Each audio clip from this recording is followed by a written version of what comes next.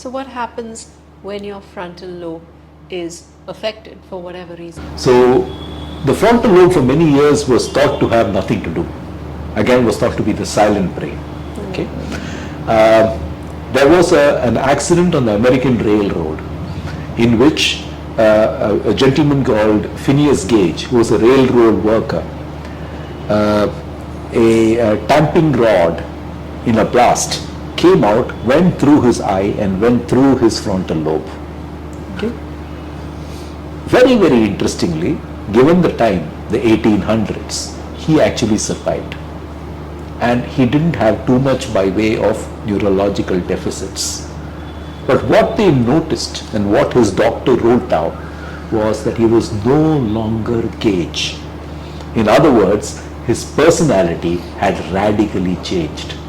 He had become abusive. He had become somebody who found it extremely difficult to control his emotions or control his temper. He had become somebody who varied between apathy and euphoria, mood swings.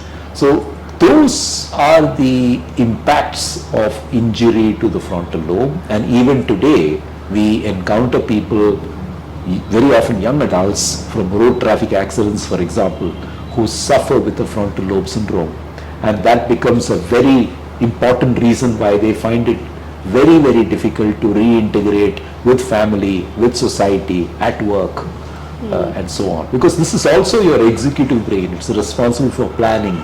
It's responsible for execution. Right. And all that gets affected when you have any form of injury to that part of the